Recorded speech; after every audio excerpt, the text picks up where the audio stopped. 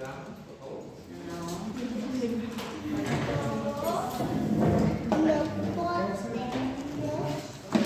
En la 14. Muy bien. ¿Sí terminamos ese título o no? María cumple las profecías del Antiguo Testamento. ¿Sí lo vimos ese, verdad? ¿O vamos a empezar? ¿Esto es tuyo? Hola.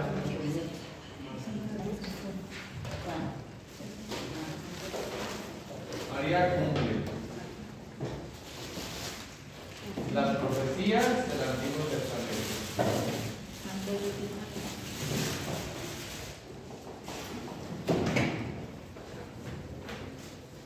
Uno de los signos más claros de la presencia de Dios en el pueblo es la profecía.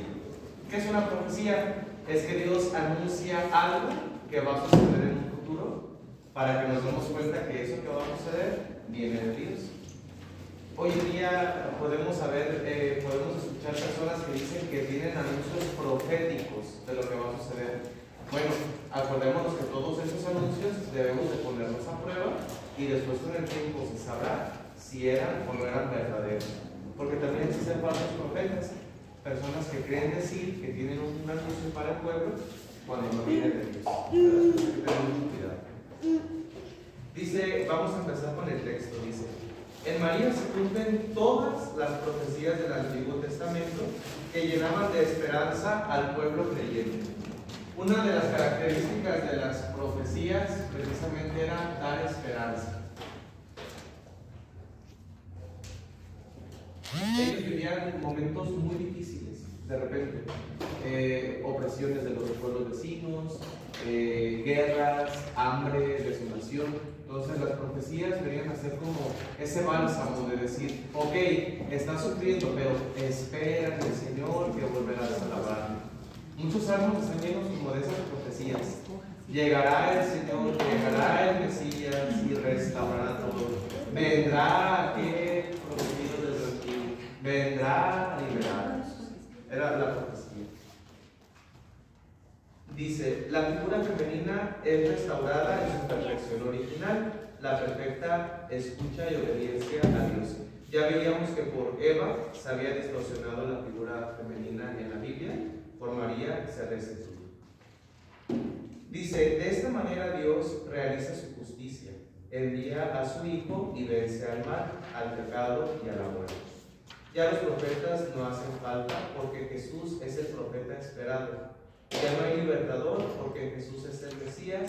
Ya no hay rey porque Jesús es el rey. Ya no hay sacrificios porque Jesús es el Cordero. Ya pasa la antigua alianza porque en Jesús se da la nueva alianza.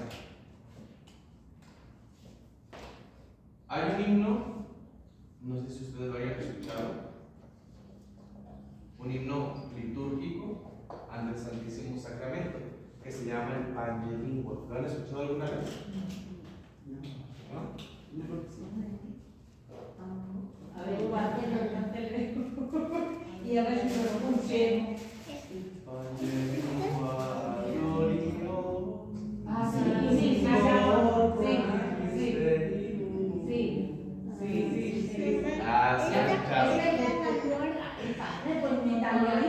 Y el Pangelingua significa que toda lengua humana, eso significa que toda lengua, pange, que toda lengua, ¿verdad? Es en latín.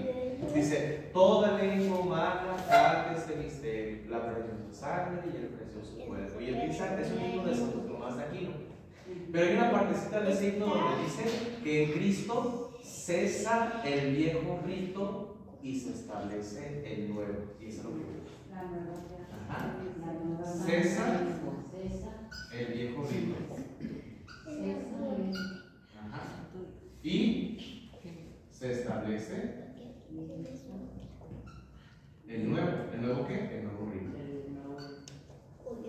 De hecho, por eso nosotros dividimos la Biblia en dos grandes partes, ¿verdad? En el Antiguo Testamento y el Nuevo Testamento. Se divide en dos grandes partes. Y aquí lo acabamos de leer. En el viejo rito, ¿quiénes eran los reyes? Pues los que iban ungiendo el pueblo de Dios. A ver, ustedes ya tuvieron la clase de reyes. De Díganme por lo menos 3 reyes del pueblo de Israel. Salomón. Ay, estrellita para todos. ¿No? ¿Y quién es el rey en el Nuevo Testamento? Cristo. Díganme, por ejemplo, díganme 2 sacrificios de los que se hacían en el Antiguo Testamento. ¿Sacrificios? Ajá. Holocaustos era uno, que era como lo que quemaban toda la carne. Y para pedir, ¿qué más? ¿Qué más? ¿Con qué otro fin hacían sacrificios los judíos? Pues con el cordero, ¿no? Ajá. Pero ¿cuál era la finalidad? Uno era cumplir el reto a Dios, otro el perdón de los pecados, otro darle gracias, había diferentes ritos o sacrificios. Eso era el antiguo. En el Nuevo Testamento, ¿cuál es el único sacrificio? El de nuestro Señor Jesucristo. Entonces ya no hay necesidad de más sacrificios. En el Antiguo Testamento había profetas. Díganme, se me va a ver más, si son un montón. Díganme 6 profetas. Isaías, Jeremías, Ezequiel, Zacarías, Sofonías, Jonás, Daniel. Díganme otros 2. Muy bien.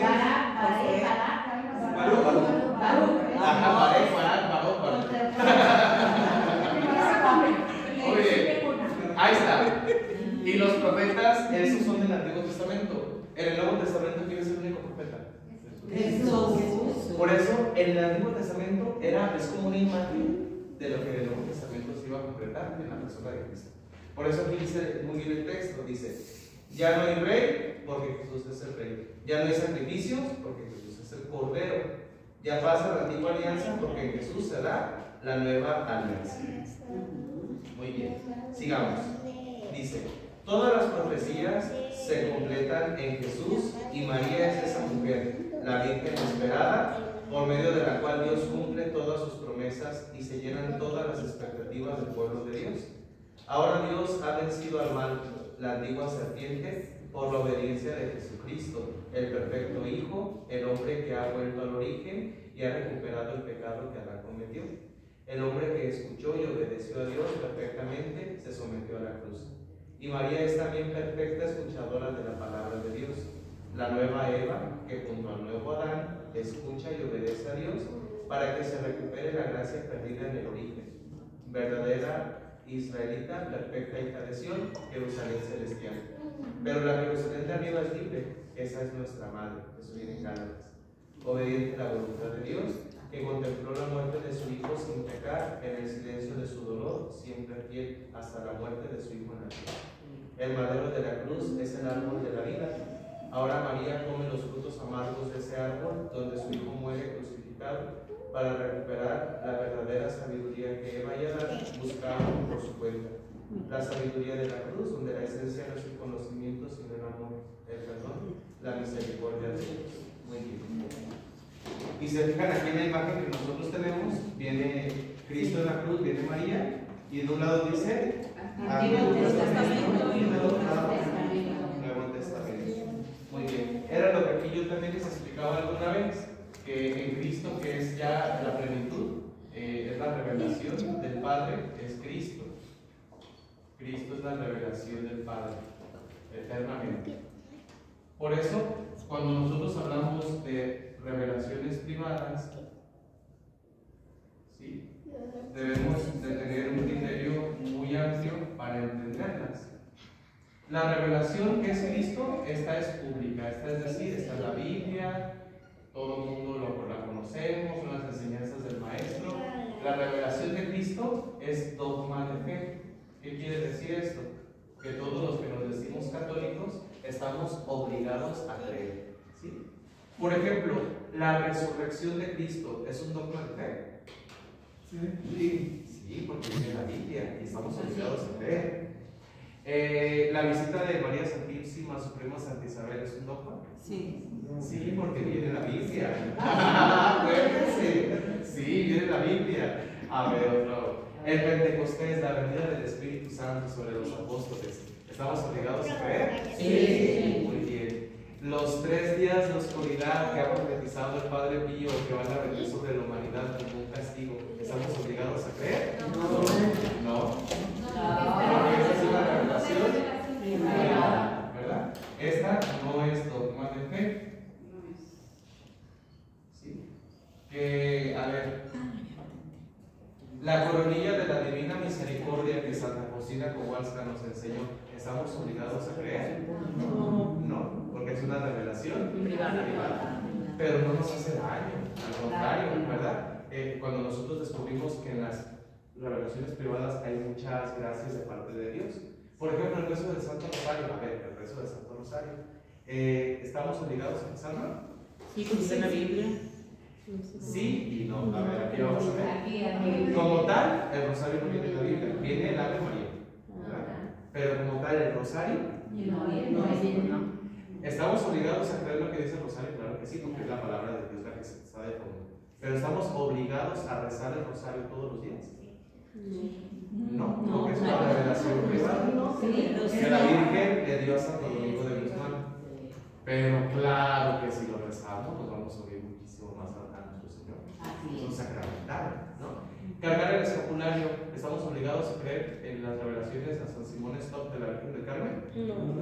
No, pero si las creemos, qué bonito, porque nos acercamos a María. O sea, eso es lo que voy. Las revelaciones privadas no son dogma de fe. Si alguien dice, ay, no, es que yo no creo. Bueno, te estás privando de algo que te puede enriquecer tu fe, pero no estás en contra. Pero si alguien dice, ay, yo pienso que Cristo no resucitó, ay, si estás en contra de la fe, estás en contra del dogma, y entonces ya no eres católico, es una apóstol, ¿vale? Entonces, también lo de la Virgen de Guadalupe. Así es, tampoco es dogma de fe, las apariciones de Nuestra Señora de Guadalupe. Por eso hay gente que dice, ay, no, yo no creo en la Virgen de Guadalupe, debe ser un invento de los españoles. Pues yo no coincido contigo, yo respeto lo que tú creas, si en verdad lo crees, porque a lo mejor no me lo haces para hacerme enojar, pero yo creo que, bueno, te respeto eso, pero si mientras tú no niegues que María es Madre de Dios, que María es siempre virgen, que María fue inmaculada y que María fue elevada al cielo, no tengo ningún problema. Mientras no se niegue. Pero claro que al conocer los dogmas marianos, cuando escuchamos los relatos del Nícano Popa, escuchamos a María decirlo en un bello náhuatl, yo soy la madre del verdadero Dios por quien se vive. Entonces encontramos ahí el dogma de María, Madre de Dios, y encontramos que ella viene a traer la paz, que es Cristo, a través de todo su códice. Y pues bueno, sería rarísima la persona católica que diga, yo no creo en las apariciones de la Virgen de Guadalupe, porque hasta los protestantes creen, ¿verdad? Hay muchos protestantes que tienen a su virgencita, que nada más se van de la iglesia porque les dan una despensa, y ya. Pero en realidad, sí es cierto, es que en realidad muchos creen en la Virgen, ¿no? Muchos de ellos así son. Bueno, en la página 15 viene ahí una serie de preguntas, esas las van a hacer en su casa. Nada más las voy a leer ahorita para que vean que sí lo hemos visto en clase.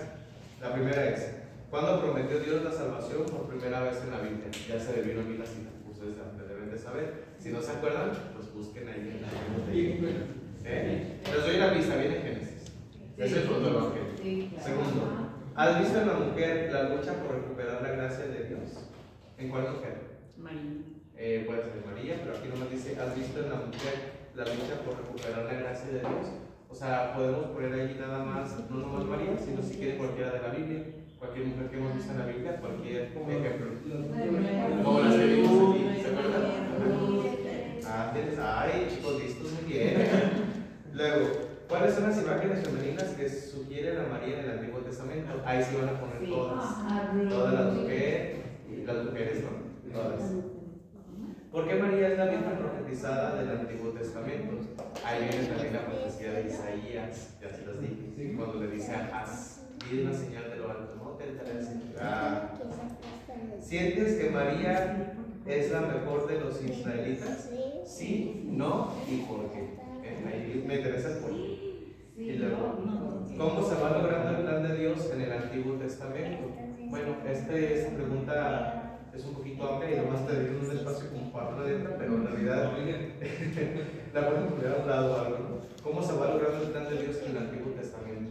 ¿A través de qué acontecimientos? ¿A través de qué personajes?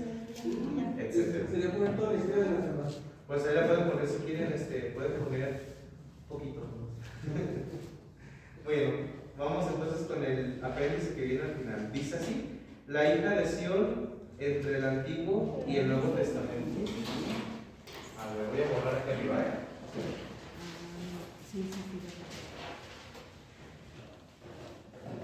Y así.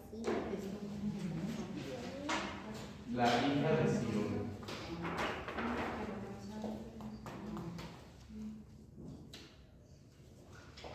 ¿Se acuerdan qué era Sión? La vez pasada les explicaba lo que era Sión.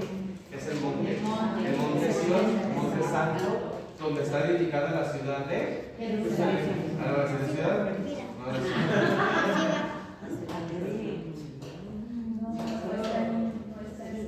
No, es está en un lado. ¿Verdad? Bueno, muy bien. Vamos entonces a empezar de este lado. Vamos a ir leyendo los párrafos de la introducción para sacar algunas conclusiones. Página 15, por favor. Introducción. La revelación tiene como centro a Jesucristo. Todo se refiere a Él y desde Él se puede interpretar. La tradición apostólica y posteriormente de los santos padres centran el discurso en Cristo, el Verbo encarnado, nuevo Adán, el Hijo de David, que muere y resucita para nuestra salvación y que funda su iglesia, el nuevo Israel, que peregrina en la tierra hasta que Él vuelva victorioso y la Jerusalén liberada descienda del cielo al final de la confrontación última escatológica. Pablo nos habla mistagógicamente, es decir, con la pedagogía del misterio revelado, de Cristo cabeza y de nosotros miembros del cuerpo de Cristo. ¿Y María? Muy bien. Ajá. Ahí viene la pregunta de María. Ahorita vamos a ver María. Sagrada Escritura. Nosotros recordamos que nuestra fe tiene lo que se llama el depósito de la fe, o lo que nuestra fe contiene, está dividida, por así decirlo, en tres grandes bloques. El bloque principal y central de nuestra fe, ¿cuál debe de ser? La Sagrada Escritura es el centro de nuestra fe. Todo lo que nuestra fe nos enseña viene aquí, en la Sagrada Escritura. Pero, esa es la revelación, sí, la Sagrada Escritura. La revelación es iluminada por algo que se llama la tradición apostólica, ¿sí? O los padres de la iglesia. Los padres de la iglesia no es el padre Catarino, el padre Osvaldo, no, esos no son los padres de la iglesia. Los padres de la iglesia fueron los sucesores inmediatos de los apóstoles. San Ireneo de Lyon, San Eusebio de Cesarea, San Policarpo de Esmirna, esos primeritos que fueron sucesores de los apóstoles y que tenían la tradición oral, es decir, que ellos escucharon de los labios de los apóstoles las enseñanzas de Cristo. Y muchos de los padres de la iglesia ponen por escrito lo que escucharon de los apóstoles y quedó plasmado en los primeros siglos. Esos son los padres de la iglesia, esa es la tradición apostólica. Y el otro, digamos, bracito donde se apoya la Sagrada Escritura para su interpretación se llama el magisterio de la iglesia. Y el magisterio de la iglesia es la enseñanza del Papa, o de todos los papas que ha habido a lo largo de la historia, y de los obispos que están en comunión con el Papa, ¿sí? Ese es el magisterio. Por ejemplo, el Papa escribe a lo largo de su pontificado diferentes encíclicas, bulas, cartas apostólicas, exhortaciones apostólicas. Cada una tiene como un significado diferente, depende de lo que vaya a comunicarnos. Por ejemplo, ustedes digan alguna encíclica del Papa Francisco. La Fratelli Tutti. La Fratelli Tutti, que habla acerca de la comunión fraterna en todos los pueblos. A ver, diga alguna de San Pablo II. México es fiel. Es una bonita frase. Por ejemplo, Juan Pablo II tiene una que se llama Catequesis Tridente, que habla acerca de la catequesis, ¿verdad? En la iglesia. Por ejemplo, Benedicto XVI,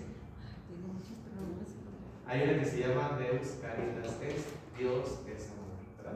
Y así cada uno de los papas tiene su magisterio. Entonces, el magisterio nos ayuda a interpretar ¿qué? La Sagrada Escritura en el tiempo actual.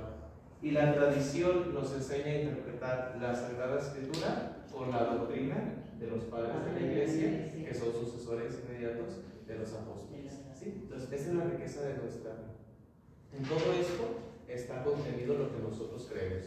Ahora, el texto nos dice, y como el tema central de todo el depósito de la fe es la Sagrada Escritura, que es donde nos vamos a centrar más, ayudándonos tanto de la tradición como del magisterio, en la Sagrada Escritura viene una figura muy importante acerca de lo que es la Iglesia. Dice que aquí San Pablo, que es uno de los grandes teólogos de la Biblia, habla de este misterio.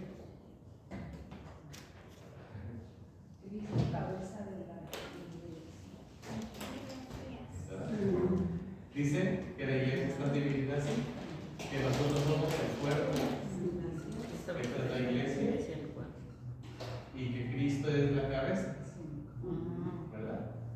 Entonces, esta es como la figura que San Pablo nos presenta acerca de la Iglesia. Nosotros somos el pueblo, y de hecho tiene una teología muy bonita del cuerpo, así como San Pablo II es muy bonita su teología del cuerpo, pero San Pablo nos dice que en la Iglesia todos somos importantes. Dice, así como cada órgano es importante, es vital, tiene su función, también en la Iglesia cada uno. Dice, no todos pueden ser ojos, no todos pueden ser oídos, no todos pueden ser pies. Dice, cada uno de nuestros órganos está conectado para formar lo que se llama cuerpo, y todos son importantes. Es importante el catequista, es importante el de liturgia, es importante el que canta, es importante el monaguillo, es importante la señora que nada más viene a misa los domingos y que llega 10 minutos tarde y se va 5 minutos antes, también es importante. Es importante el bautizado que nunca se paró en el templo, pero que sigue formando parte de la Iglesia. Todos somos importantes, dice San Pablo. Y San Pedro lo va a decir también de una manera muy bonita. Dice, todos somos piedras vivas en la construcción del templo de la Iglesia, donde Cristo es la piedra angular. Y eso lo escuchábamos conmigo mismo, ¿se acuerdan de la lectura? Entonces, hagan de cuenta, esto es de San Pablo, ¿no? Y San Pedro dice, supongamos que esta es como la Iglesia, no es la puerta muy grande, esta es la Iglesia, ¿no? Entonces dice, nosotros somos piedras vivas alrededor de la Iglesia, ¿no? que van, digamos, todas forman parte de la Iglesia. Pero hay una piedra, vamos a poner esta piedra aquí, que esta piedra angular es Cristo, y todas estas piedras somos todos bautizados. ¿Qué pasaría si, por ejemplo, en este arco que está aquí representando, le quitáramos esta piedra angular? Se cae todo, porque es lo que sostiene. La piedra angular es tan importante que sostiene. De hecho, yo no sabía eso de la piedra angular hasta que me situé en el seminario y empecé a ver eso, que los arcos del seminario tenían una piedra distinta al centro y más grande. Y fue cuando un padre nos dijo, esa es la piedra angular. Si nosotros quitamos esa piedra, hacemos un experimento, el arco a lo mejor no se va a caer inmediatamente porque está poquito sostenido por la fuerza, pero se va a debilitar hasta que se cae. ¿Sí? Entonces esa es la piedra angular. San Pedro nos dice, San Pablo nos dice somos el cuerpo, Cristo es la cabeza. San Pedro dice somos piedras vivas, la piedra angular es Cristo. ¿Y María? Es la pregunta que seguida. Vamos a seguir, por favor. ¿Dónde se puede ubicar María y descentrarse dentro del contexto de la Sagrada Escritura y con respecto al misterio de Cristo y de la Iglesia? Muy bien, fíjense bien. Nuestra fe, ¿qué es? ¿Cristocéntrica o mariocéntrica? Cristocéntrica. Nuestra fe es cristocéntrica. ¿Quiere decir quién está al centro? Cristo. Entonces dice, ¿cómo rescatamos la figura de Nuestra Señora sin descentrar nuestra fe? Porque nuestra fe debe de estar puesta en Cristo. Lo veíamos hace rato en los testamentos. ¿Quién es el que parte los testamentos? Cristo. Antes había sacrificios, ahora es Cristo. Antes había reyes, ahora es Cristo. Antes había profetas, ahora es Cristo. O sea, Cristo es el centro. ¿Cómo ponemos entonces a María?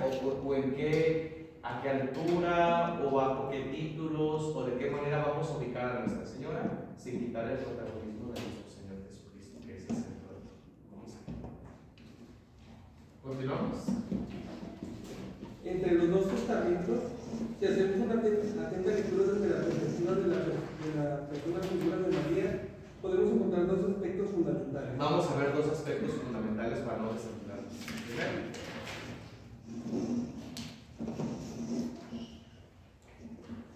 Primero,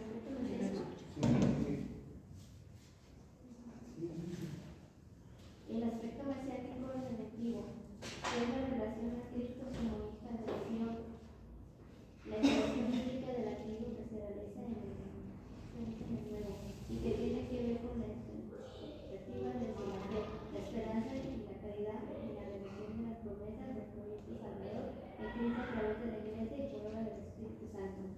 muy bien, aquí nos está hablando del aspecto mesiánico redentivo.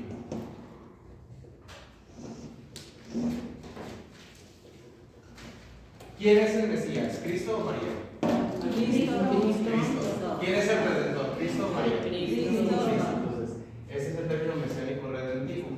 ¿Sí? Entonces, Cristo es el que redime. Pero aquí la Biblia utiliza una expresión que se llama hija de Sion,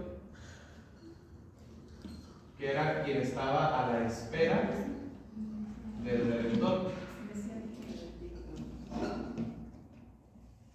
Dice, tiene que ver con la expectativa, la espera, desde la fe, la esperanza y la caridad en la realización de las promesas del proyecto salvador en Cristo a través de la Iglesia y por obra del Espíritu Santo.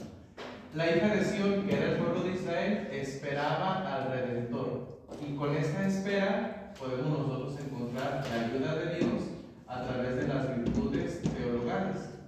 El pueblo esperaba con fe la llegada de Dios, esperaba con esperanza, valga la redundancia, la llegada del Mesías, y esperaba con amor o con caridad la llegada del Mesías. Una vez que el Mesías llega, dice este aspecto mesiánico redentivo, como es el Mesías, el Señor, el que habría de venir, cumple con la etapa de la redención, y para esto va a venir el tiempo de la Iglesia, ¿sí?, para nosotros a la luz del Espíritu Santo. Y aquí viene donde podemos situar también la presencia de María. ¿Dónde nace la Iglesia Católica? ¿Cuándo nace la Iglesia Católica? Inciso A. La Iglesia nace el día de la resurrección de Cristo. Inciso B. La Iglesia nace en la última cena. Inciso C. La Iglesia nace el día de Pentecostés. A La ver. iglesia en la B, en la última cena. A ver, otra vez. ¿Dónde nace la Iglesia? Inciso A. En la resurrección del Señor. Inciso B. En la última cena. Inciso C. En Pentecostés. En la cena. A ver, levanten la mano. ¿Quién dice A? En la resurrección de Cristo. Ay, dos, tres. ¿Quién dice B? En la última cena. No, ahí nació la Eucaristía. Ajá. 3. ¿Quién dice C? El Pentecostés. 8 millones. Muy bien. Aquí nace la Iglesia, el Pentecostés. O sea, fíjense bien ustedes. Ese aspecto mesiánico redentivo dice que estamos esperando al Mesías que viene a ser el Redentor. ¿Sí? O sea, el centro de toda la Biblia es buscar al Mesías. Dice, el Mesías, ¿quién lo esperaba? La hija de Sion. ¿Quién es la hija de Sion? Como el pueblo de Israel, ¿sí? Que de alguna manera le aplicamos a María, porque fue en ella donde llegó. ¿Sí? Pero la hija de Sion es una expresión para decir, como toda la prole de Israel, esperando que llegara el Mesías. ¿Cómo esperaba el Mesías? Con fe, con esperanza y con caridad. Cuando una vez llega el Mesías, nos damos cuenta de que es el Redentor. Entonces el Redentor va a perpetuar su obra redentora a través de la Iglesia. Y la Iglesia está auxiliada con la luz del Espíritu Santo. Por lo tanto, la Iglesia nace precisamente el día de Pentecostés. ¿Y quiénes estaban en Pentecostés? Dice la palabra, estaban los discípulos junto con María. Ahí viene la figura de María. ¿Se fijan?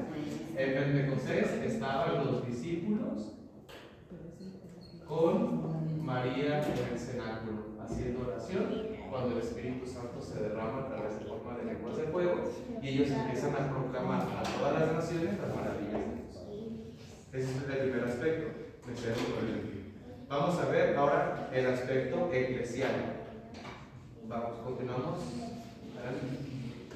El aspecto eclesial, cargado de un valor antropológico de la mujer nueva, Eva, rescatada en la fraternidad, en la conyugalidad y en la maternidad, todo sumergido en un ambiente de misterio, de la encarnación y redención, revelado progresivamente a lo largo de la historia de Israel, hasta la culminación de los tiempos, Gálatas 4:4, y el final de ellos, Gálatas 4:26.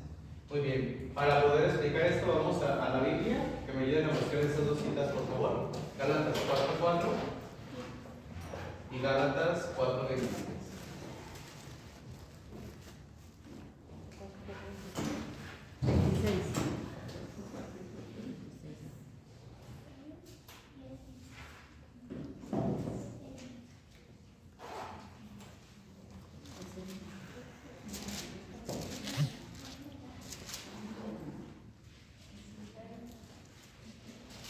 ¿Alguien ya lo tiene? 4:4.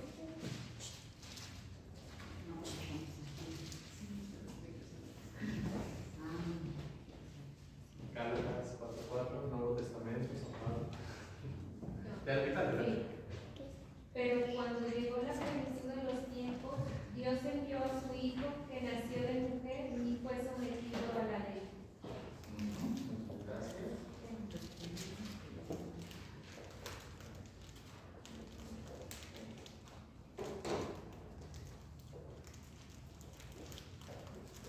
Y 4:26.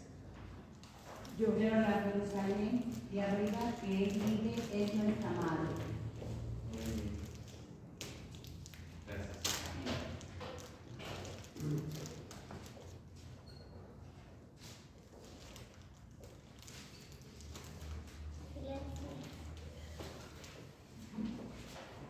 El aspecto eclesial donde se rescata la figura de María en torno a la presencia de Jesús es el siguiente. En el mesiánico redentivo ya veíamos la espera del Mesías. Aquí viene el tema de la encarnación, redención. Esta palabrita, encarnación, que para nosotros pues ya sabemos muy bien lo que significa, es precisamente el misterio donde María aparece como aquella mujer a la que es enviado el ángel y donde ella acepta libremente la voluntad de Dios. Y dice así: a llegar la plenitud de los tiempos. Esa es una palabra que usa San Pablo como muy misteriosa. Es como si Dios estuviese esperando hasta que llegara el momento exacto de la historia para enviar a su Hijo. Y dice: a llegar la plenitud de los tiempos, Dios envió a su Hijo para que naciera de una mujer y naciera bajo la ley. ¿Cuál ley? La ley de los judíos. O sea, y aquí viene que esta mujer, la participación de esta mujer, la participación de María es importante, porque si María hubiera rechazado el proyecto de Dios, Dios Padre no hubiera obligado a María a que fuera la madre de Jesús. Entonces no sabemos ahí qué hubiera pasado. No, es una hipótesis que muchas veces se han hecho esa pregunta. ¿Y qué hubiera pasado si María hubiera dicho que no? A lo mejor ahorita fuéramos judíos nosotros, estuviéramos esperando al Mesías. A lo mejor ya se hubiera acabado el mundo, no sé qué hubiera pasado. Pero eso es ayudar a la plenitud de los tiempos. Y luego dice 4:26, el aspecto eclesial. La Jerusalén de arriba, ¿de quién está hablando de la Jerusalén de arriba? De la iglesia triunfante. Es nuestra madre. Entonces, por eso es el aspecto eclesial. Para que hubiera esta Jerusalén del cielo, que es donde nosotros esperamos llegar algún día con nuestro Redentor, tuvo que haber antes la Jerusalén, digamos, terrenal, o el, ¿cómo decirlo?, el refugio terrenal del Señor, para que después fuéramos redimidos. Y ese refugio es la encarnación. Por eso María es situada allí. Acá es vista como la mujer que está en espera del Redentor y que en ella se cumple a través de la promesa del Espíritu Santo. Acá es vista como la mujer elegida desde todos los tiempos para ser la madre del Señor. Entonces, la importancia de María está en su disponibilidad a cumplir el plan de Dios en su vida. Esa es la importancia de Nuestra Señora, que es una importancia muy grande, porque ella libremente aceptó y libremente llevó a término lo que el Señor le pedía en ella. ¿Sí? Entonces, esa es como la figura central de ella. Sin dejar de ver o de perder la vista en el Salvador que es Cristo, María tiene, digámoslo así, un mérito muy grande, porque ella acepta con voluntad el plan que Dios le dio. Entonces, por eso su figura es importante. Hay una, digamos, como un conflicto teológico que a lo mejor ustedes han escuchado, que hay como argumentos en favor y argumentos en contra, que se quiere proponer un quinto dogma mariano, no sé si lo hayan escuchado alguna vez, que es María corredentora, ¿verdad? Ya el Papa San Juan Pablo II lo quería proponer por allí, pero todavía está en estudio, porque al decir corredentora, ¿qué significa corredentora? Que junto con Jesús es redentora de la humanidad. Los argumentos en favor dicen, pues sí, porque ella estuvo disponible a la palabra de Dios, ella fue dócil y gracias a su sí vino la luz del mundo, que es Cristo, por eso es corredentora. Y otros dicen, no, porque el único redentor es Cristo, y ponerla como corredentora sería como si estuvieran al mismo nivel y el único que nos puede redimir es Cristo. O sea, ese es como el conflicto que hay como en ese quinto dogma mariano. Entonces, ¿se está estudiando o de qué manera se puede, digamos, como decir que nuestro lenguaje es tan limitado? Porque en el fondo lo entendemos. O sea, María es importante porque si ella no hubiera dicho que sí, la historia de nuestra salvación no hubiera llegado a la plenitud de los tiempos. Pero al decirlo de esa manera, se puede malinterpretar a que la ponemos en un lugar que no le corresponde, como si ella fuera también la redentora, como si fuera Dios. Y bueno, ese es el conflicto que los teólogos todavía están. De hecho, en otro de los dogmas marianos, en la Asunción de María a los cielos, hay una parte que se omite. Cuando el Papa Pío XII, en Multiplicissimus Deus, así se llama la encíclica donde se escribe el dogma mariano de la Asunción, omite si María murió o no murió, porque esa es una de las cosas que tampoco sabemos de nuestra fe. Si María murió o no murió, no sabemos. Lo que sabemos es que está en el cielo perpetuo. Y hay quienes dicen, claro, ¿cómo no tuvo que haber muerto si Cristo murió y cómo ella no va a morir? Y otros dicen, bueno, es que Cristo murió no porque debiera de morir, sino porque murió porque cargó con nuestros pecados y nos purificó. O sea, Él murió por nuestros pecados, no por el creer inmaculado.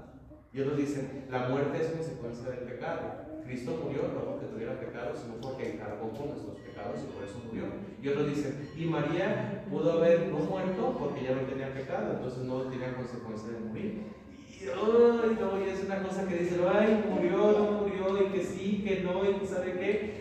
Y por eso hay un cantito que dice, niña, que nada, y dice, niña, y luego, niña, que no murió. Otros dicen que se durmió, otros dicen que sí murió, ya no sabemos ni qué decir, ¿verdad? Esa es una de los temas que están, digamos, como en controversia en nuestra fe. En Oriente, por ejemplo, se habla de la dormitación de Nuestra Señora, es decir, dormición o dormitación, que se quedó dormida, y creo que es San Juan Damasceno el que escribe cómo fue la llegada de la Virgen al cielo en una de sus obras, que es uno de los padres de la Iglesia, que habla de que María fue llevada entre cantos de ángeles y como en una sábana blanca, mientras dormía, llena de rosas y de flores de grandes colores, al cielo, y los ángeles cantando de alegría porque ya se iban a llevar a su reino. Algo así dice, y que de hecho uno de los apóstoles, Tomás, iba llegando con Pedro de la India, porque fue a evangelizar a la India, y le dijo, Pedro, llévame a ver a nuestra madre, a María. Dijo, vamos. Y cuando fueron a verla, ya no estaba, solamente estaba porque la sábana donde estaba acostada, porque ya estaba como enferma o ya grande, y se la llevaron, y no la vieron, y ellos se dieron cuenta de que ya no estaba por el olor que tuvo en casa. Algo así habla, es muy bonito el relato de San Juan Damasceno acerca de la Asunción.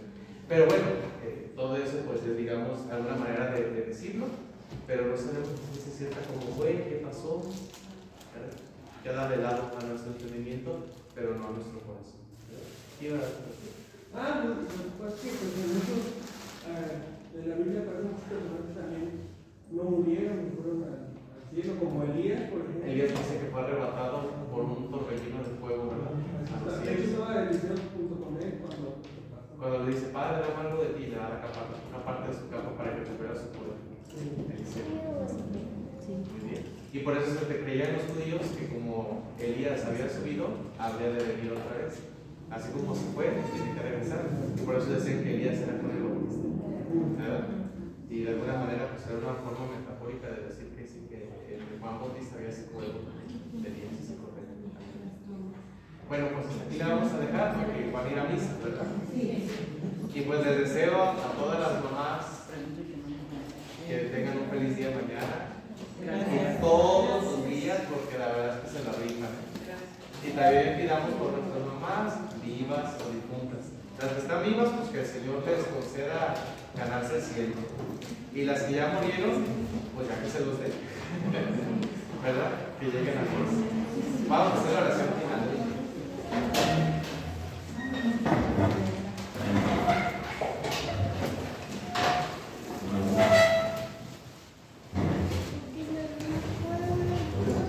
Bendita sea tu pureza.